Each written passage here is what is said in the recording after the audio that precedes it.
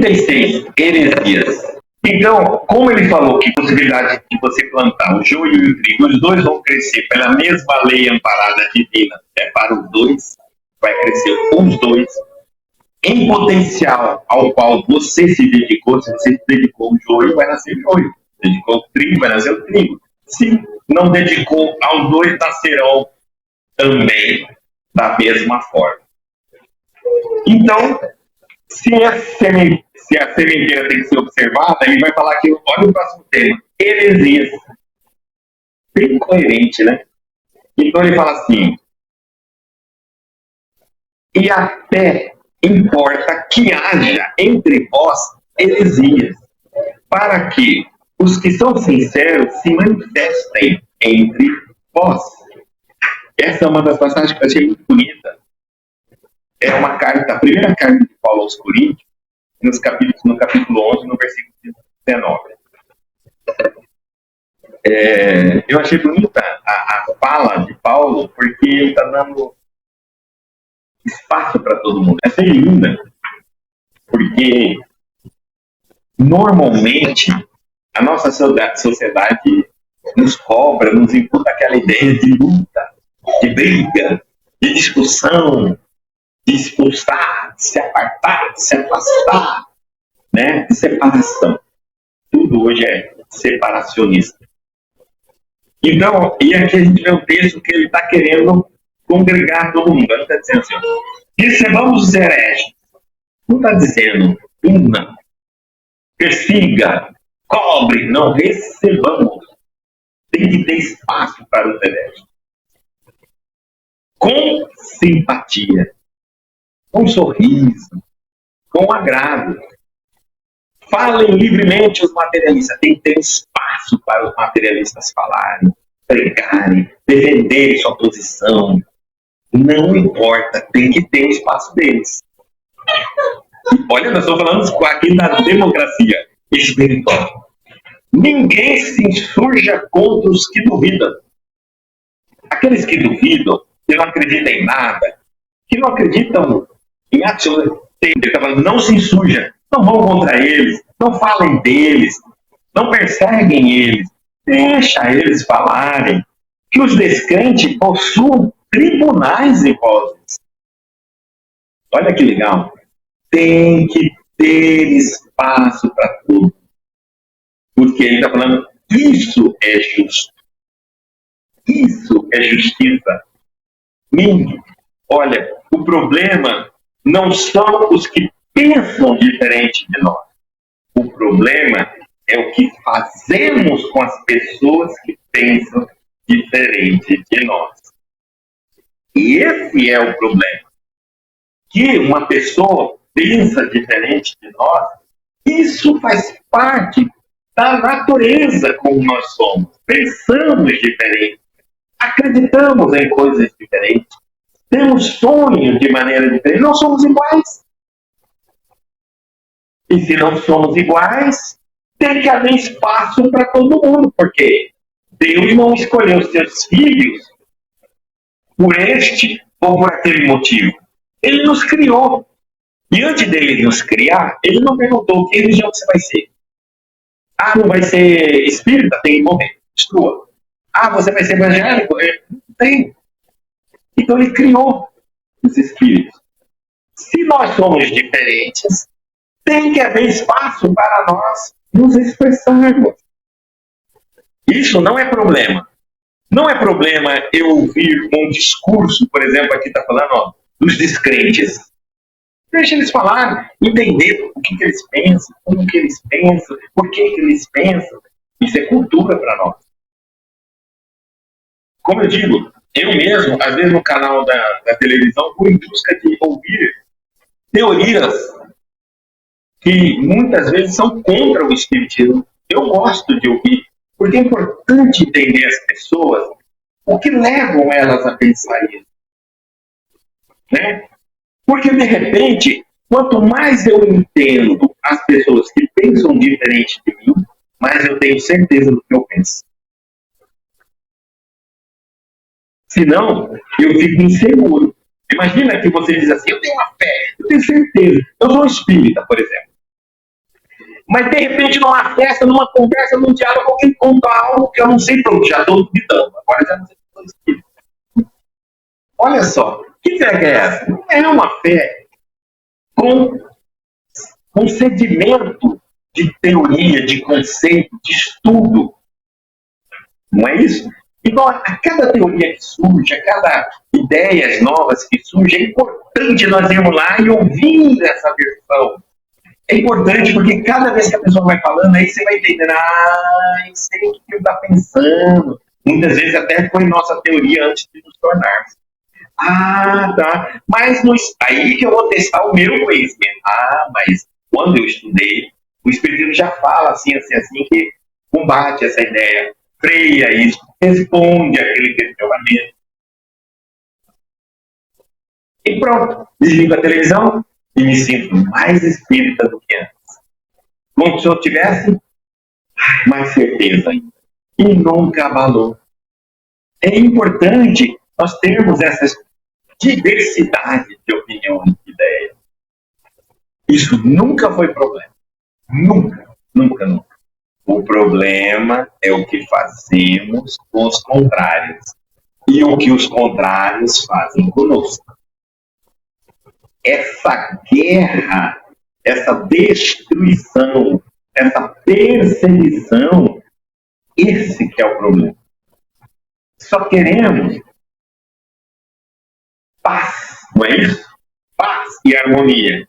E como vamos manter a paz e a harmonia se eu persigo quem pensa diferente?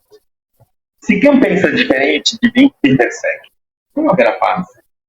Então, se de hoje em diante respeitarmos, até darmos espaços para que todos que pensam diferente se pronunciem, falem. Ora, se alguém se converte a uma teoria diferente da minha, se alguém sai da minha, passa para o outro lado, é porque ele também talvez pensava igual ao outro lado, só não tinha encontrado alguém tão eloquente que o convencesse. Só, mais nada. Não adianta. Por isso que eles estão falando assim, que é justo. Ele fala que Paulo de Tarso escreveu isso sob profunda inspiração. Ele sabia que o mundo ia começar a surgir muitas teorias contra os cristãos, contra todas as religiões, a favor excessivamente de uma religião e contra as outras religiões. Os debates iam sair. E ele está falando só isso. Gente, deixe que fale, tenha seu espaço. Vai fazer o quê? Os que condenam os desesperados da sorte não ajuizam sobre o amor divino com a necessária compreensão. Imagina que você esteja convicto de uma direção, de uma escolha que você toma, seja ela qual for. Não estou dizendo aqui, em hipótese é o Espiritismo. Não.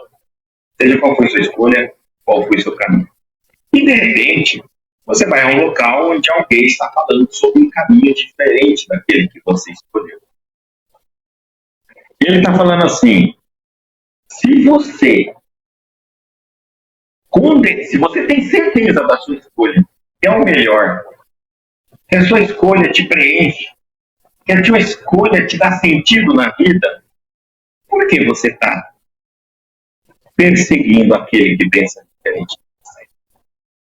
Você não acha que ele já carrega uma cruz enorme de ter feito uma escolha diferente? Então ele já está por si só desesperado. Por que você está colaborando mais ainda com o desespero dele? Imagina que uma pessoa seja materialista. Tá? Que ela não acredita nada em espiritualismo, nada em religião, não acredita em Deus. Deus fala até assim, eu não acredito em Deus. E vai lá na televisão fazer um depoimento que não existe Deus, não existe religião, não existe nada disso. Gente, se você está convicto que Deus existe, você gosta da sua religião, que entende que é Deus, pensa, quanto essa pessoa não pode estar desesperada pela escolha, tão ansiosa para que alguém responda, convença ela que existe Deus. ela está tão desesperada que ela foi a um canal de televisão dizer para todo mundo, para desafiar todo mundo. Por que nós que acreditamos em Deus, vamos pesar mais ainda na consciência dela? Não, respeitemos ela. Ela já carrega uma cruz extremamente pesada do materialismo. Não é fácil ser materialista, não. É difícil ser materialista. Tá? Então, ele está falando assim, por isso que se nós formos condená-los, vamos estar indo contra o amor divino. Não podemos fazer nenhuma investida contra qualquer religião. Ou contra aqueles que não acreditam em Deus. Aí ele diz assim, que dizer do pai, vai fazer uma comparação, que amaldiçoou o filho por haver regressado à casa enfermo e sem esperança? Então, gente, vamos pensar o seguinte. Nós temos uma parábola na Bíblia que fala sobre o filho pródigo, que um senhor muito rico tinha 2 filhos, e um deles pede tudo que lhe pertence, tudo que lhe cabe na partilha de bens, e sai para viver o mundo. Né? E que depois de gasto todo o dinheiro, de ter vindo todo mundo, começa a passar. Aí vem um problema, né?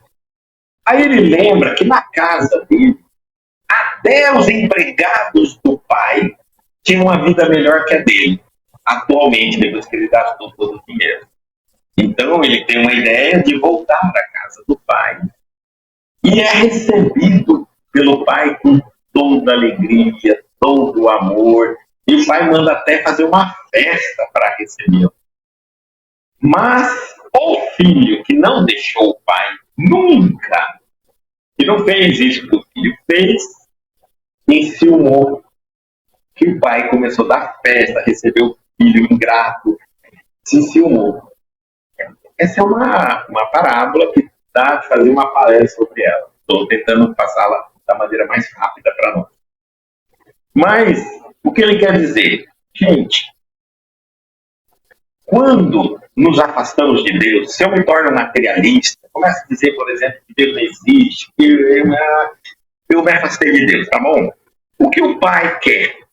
O pai anseia por me esperar. A parábola está dizendo assim, ele aguarda o momento em que eu vou desfrutar de todas as oportunidades materialistas. E quando isso acabar, o que vai vir? Fome, doença, velhice, morte. Não tem jeito. Mesmo que eu seja materialista, que eu não acredito que Deus, eu vou morrer. Eu vou adoecer. Certo? Então, ele está aguardando. Aqueles que ainda não acreditam em Deus, acreditarão um dia. Calma. Não precisa nós punirmos, perseguirmos, julgá-los, condená-los, falar mal dele. Não.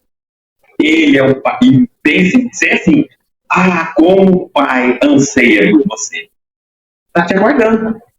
Porque assim que você descobrir que fez uma escolha errada, voltará com suas próprias pernas. Mais ainda, hein? Olha só, vou comparar o filho que nunca deixou o pai com o filho que deixou. O filho que deixou o pai volta para o pai de livre e espontânea vontade, sabendo agora como é o mundo lá fora sem o pai. Esse cara aqui passa a amar mais o pai do que o filho que nunca deixou o pai. Porque está sempre ali, já perdeu o valor. Só que não tem coragem de fazer o que o filho faz. Por isso que ele sentiu ciúme do filho. Para o filho que nunca deixou o pai, ele pensa assim, ora, eu que nunca deixei o senhor, esse daí saiu, gastou todo o nosso dinheiro, o seu dinheiro, agora ele volta, ele tem o direito, igual a mim, que nunca te deixei, nunca te abandonei, sempre fui fiel a você. Meu pai fala o quê? Que pena, né? Você acaba de descobrir que aquele filho que nunca te deixou, que sempre parecia ser fiel a você, na verdade ele era covarde. Ele não tinha coragem de fazer o que fez. Não era por amor a você, era por medo. É muito triste você descobrir que às vezes as pessoas que nunca te deixam não é por amor, é por apego, dependência, é por exploração. Mas não era por amor. Porque se fosse por amor, ele sabia que tudo que é do pai é dele também. E o que ele perdeu? O que ele perdeu na aventura que o irmão dele fez se o irmão dele abandonou tudo de volta? Compreenderam? Quando nós tomamos uma atitude de seguir uma religião, de servir a Deus, façamos de coração. Porque senão nós nunca vamos entender como o pai pode amar um obsessor. Ele fala assim, esse é um espírito obsessor. Ame o quê? Vou amar espírito obsessor. Se você não ama Deus de coração, não vai amar um espírito obsessor. Porque você não vai entender como é que um filho que abandonou o pai pode ser tão amado pelo pai quanto você que não abandonou. Que é a vítima do mal, do obsessor. Pois Deus ama os obsessores tanto quanto te ama.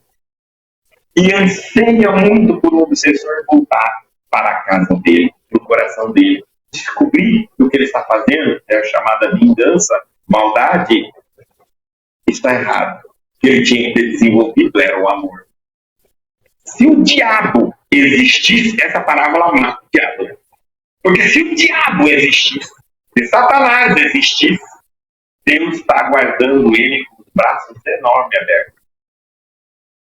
O dia que ele já, se ele existisse, e ainda não aprendeu o que é o mal, eu já aprendi. Eu sou bem menos, bem mais novo que o diabo. Mas se ele não aprendeu, ainda é mais cabeça do que eu. Então, o dia que ele resolver entender que não adianta lutar contra Deus, que o bem é o único caminho, Deus o receberá tanto quanto qualquer um de nós que nunca se tornou um diabo. Mas de onde está as consequências dele ter escolhido errado, o caminho errado?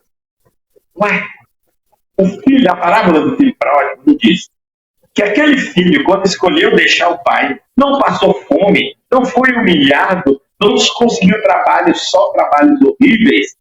Esse é o castigo da escolha dele. Não foi o pai dele que castigou o filho. Quem castigou o filho é a consequência da escolha dele. O mundo.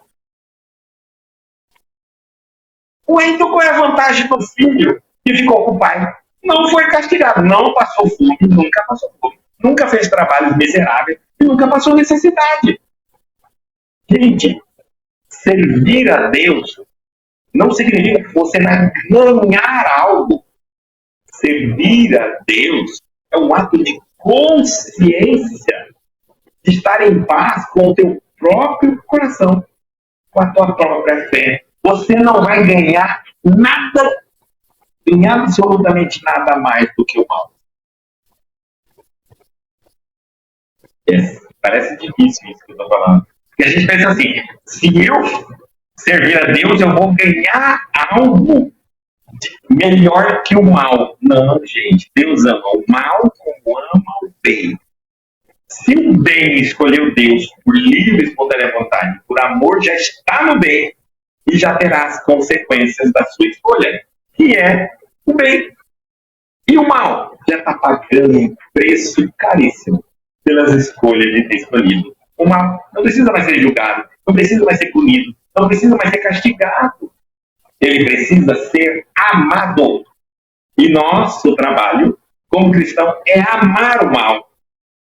Os que são mal, não a atitude mal. Nós não somos coniventes, não aceitamos, não fomentamos a maldade, o ato, mas o autor do ato amamos. Tá certo? Amamos. E existe, por isso que a gente entende quando o Espírito fala assim, Deus não quer destruir os maus, as pessoas maus. Ele quer acabar com a maldade. É diferente. O seu filho é seu filho. O que ele está fazendo é que é errado.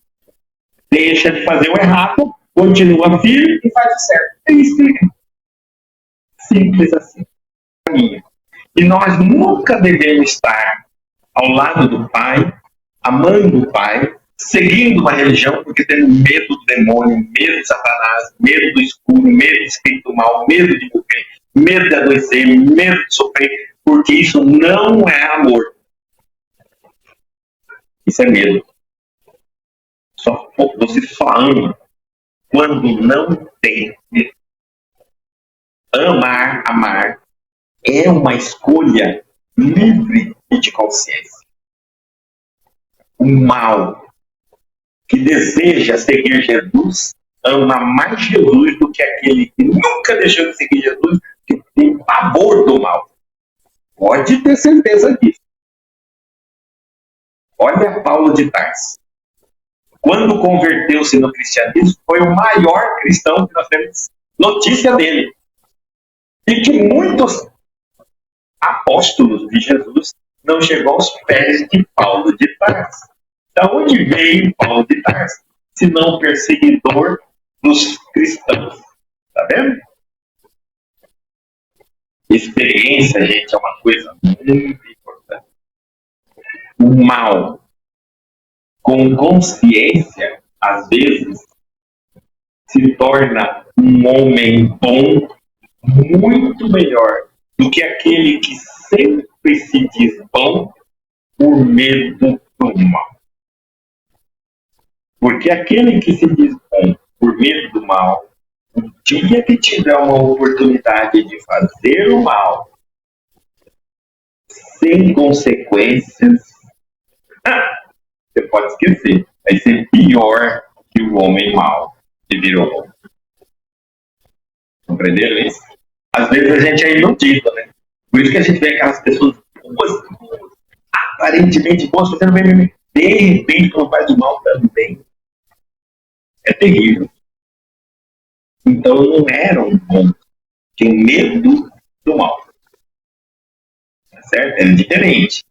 E quando teve, sei lá, ilusão, por alguns momentos, achou que o que ele ia fazer não teria consequência, fez também. E aí vem as consequências. E aí ele diz assim, quem não consegue crer em Deus está doente. Eu falo também, porque falta lógica, é só você ter um pouquinho de lógica você encontra Deus. Muitas vezes a doença das pessoas que não acreditam em Deus é negá-lo.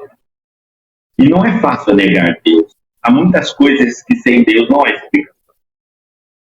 E criar uma explicação para sustentar a hipótese de Deus, tentem fazer.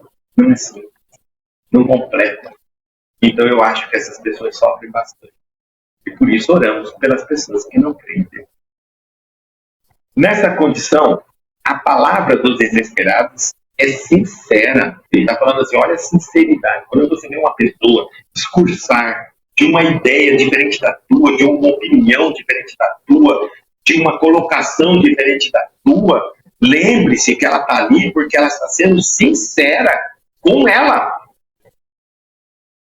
Ela não está fingindo no meio dos outros. Ela se levantou. Dê espaço para ela, para que as pessoas possam exercer sua sinceridade.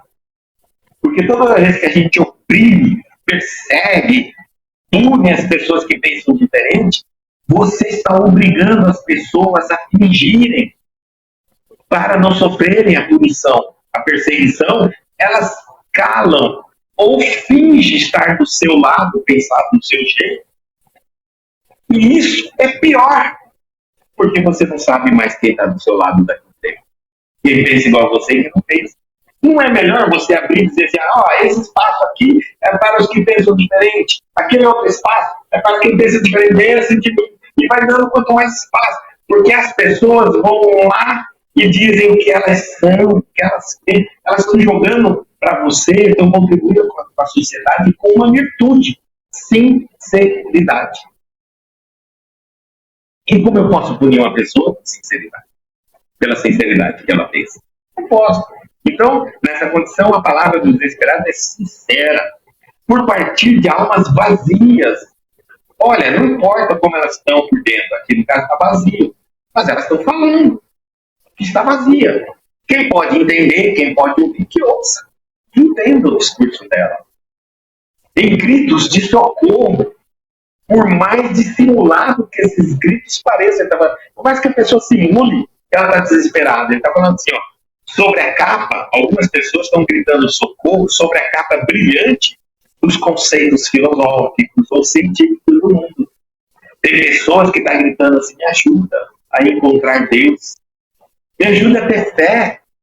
Mas ela não é humilde o suficiente para subir num palanque e dizer isso. Então ela vai chegar no palanque e dizer, Deus não existe, Deus não isso, Deus não aquilo, pela filosofia fulano e tal, pela ciência fulano e tal. Quando ouvimos assim, olha, nós participamos de reunião de desobsessão e conversamos com os espíritos e estão enlouquecidos pela vingança, pelo ódio, pela raiva. Então, como é que eles vêm? Eles chegam na reunião agredindo o doutrinador. Ora, eles não são humildes. Se eles fossem humildes, eles seriam bons. Se eles são bons, teria raiva. Então ele já chega de jeito, ameaçando, vai acabar com a vida, quem se interferir no intento dele, desprezando aquela pessoa que ele persegue, falando um absurdo daquela pessoa. E quem estiver a favor dela é inimigo dele também. E ele vai falar mal, ele vai brigar, ele vai acabar com a vida da pessoa. Ele chega. E nós aprendemos que isso é a maneira de dizer socorro. Eu estou sofrendo com o intento de vingança que eu carrego dentro de mim. Eu não tenho paz. Porque o mal que essa pessoa me fez, eu não consigo esquecer. Eu não consigo seguir minha vida. Eu estou preso àquela cena vitimada constantemente.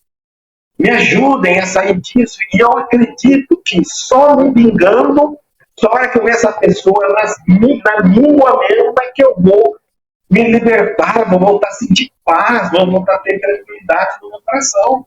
Eu não consigo nem ter esperança no futuro, porque quando eu olho para o futuro eu vejo a imagem dessa pessoa me fazendo vítima.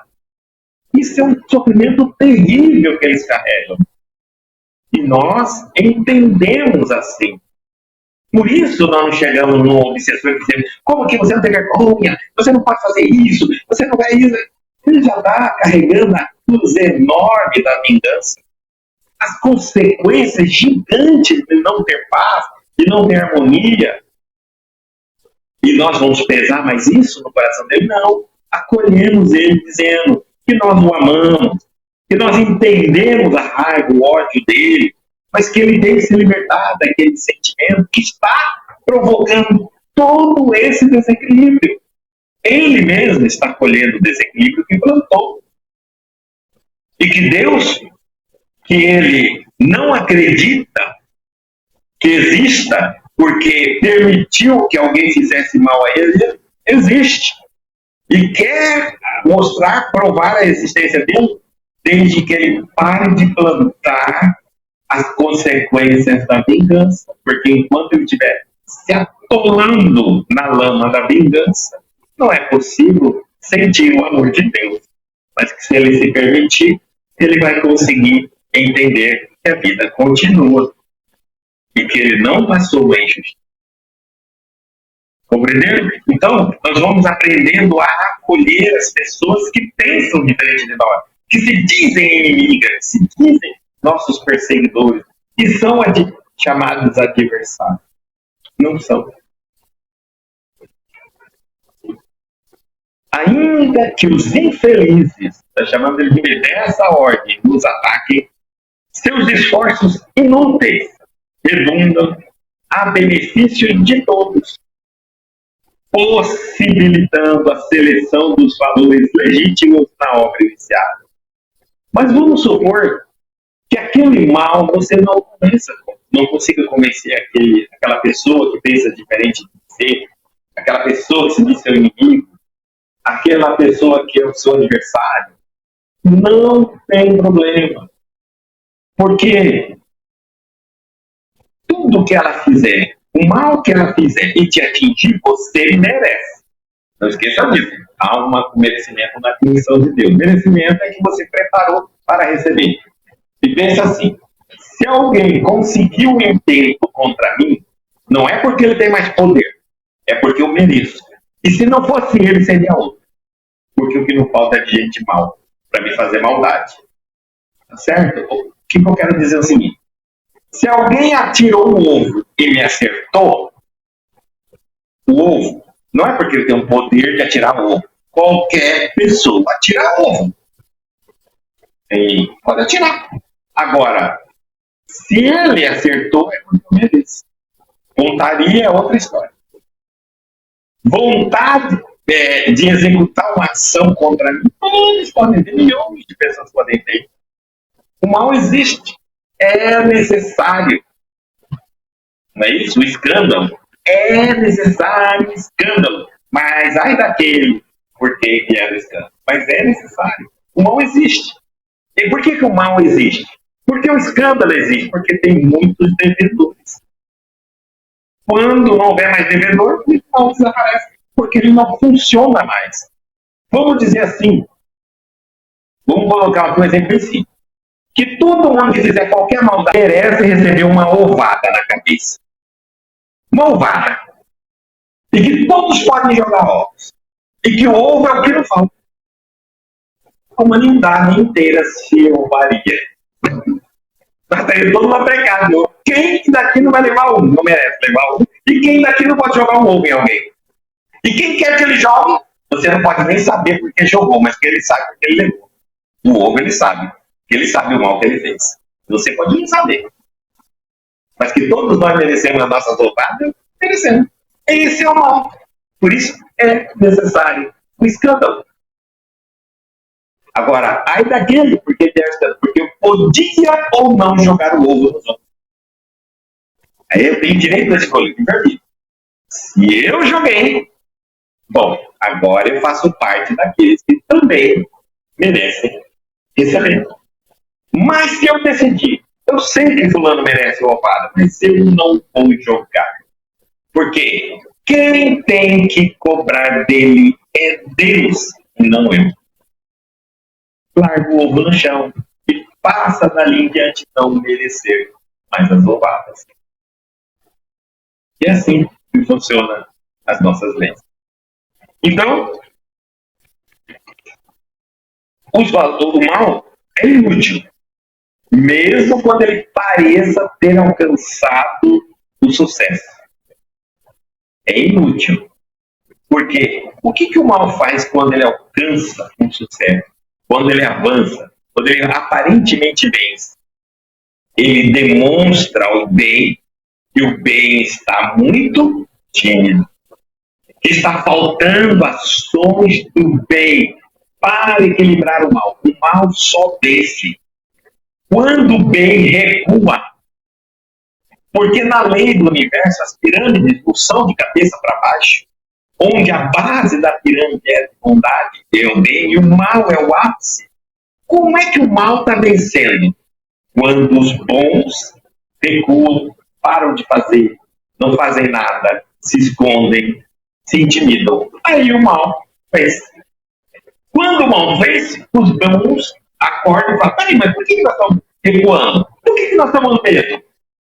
Nós estamos com medo de ser bom? Nós estamos com medo de fazer o bem? É isso mesmo. Aí começamos a fazer o bem, o bom, imediatamente vencemos o mal. Porque o mal fica contra ele mesmo. Você já percebeu? Você já viu o bem ficar contra ele mesmo? Não. Você já percebeu o mal? O mal é assim. Quando eu tenho... É sempre assim, né? É igual cobra. Enquanto tem caça, cada um pega a sua. A hora que começar a acabar a caça, uma cobra pica a outra. Já perceberam isso? Como o bem nunca acaba e o mal acaba as vítimas, compreenderam? O bem nunca acaba o trabalho de fazer a bondade. E o mal, uma hora acaba as vítimas. Então, uma hora ou outra, um vai ter que fazer mal pro outro. Não tem mais como continuar. Por isso ele não é eterno. O bem é infinito. O mal é passageiro. Quando acabar as vítimas, eles começam um degladiar contra o outro, para vencer o outro, e daqui a pouco não existe Nem a quantidade da maldade que existe um ou dois que vão grande. Mesmo que eles estiverem disfarçados de filósofos, de cientistas, estão pedindo socorro. Quando a suposta necessidade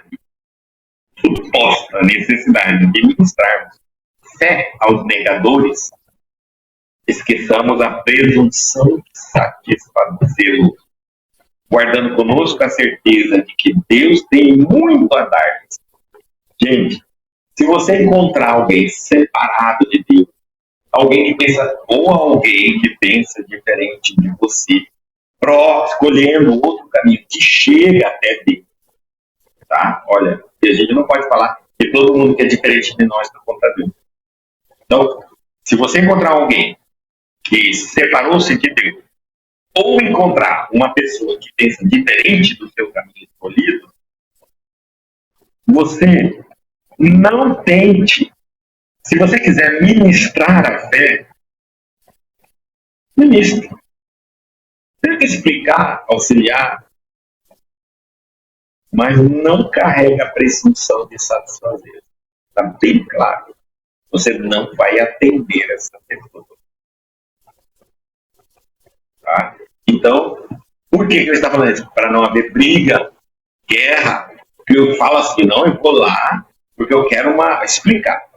Aí eu explico, a pessoa não quer entender, aí eu levanto a voz, a pessoa não quer entender, aí eu xingo, a pessoa não quer entender, eu quero bater nela. Não quer entender, eu quero matar todo mundo.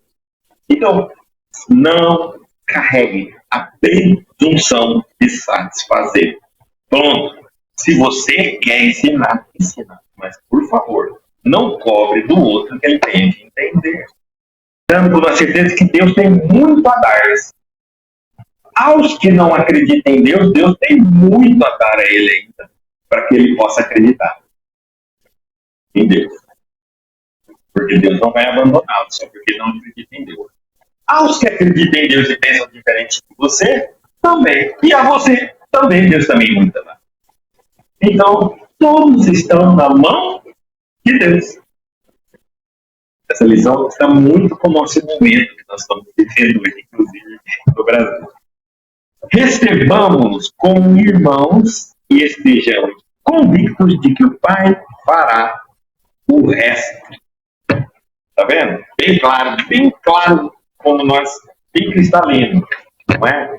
Ou seja, que a gente não carrega a presunção de converter ninguém, que a gente não carrega a pretensão de convencer ninguém, mas que nós não façamos nada de mal a eles.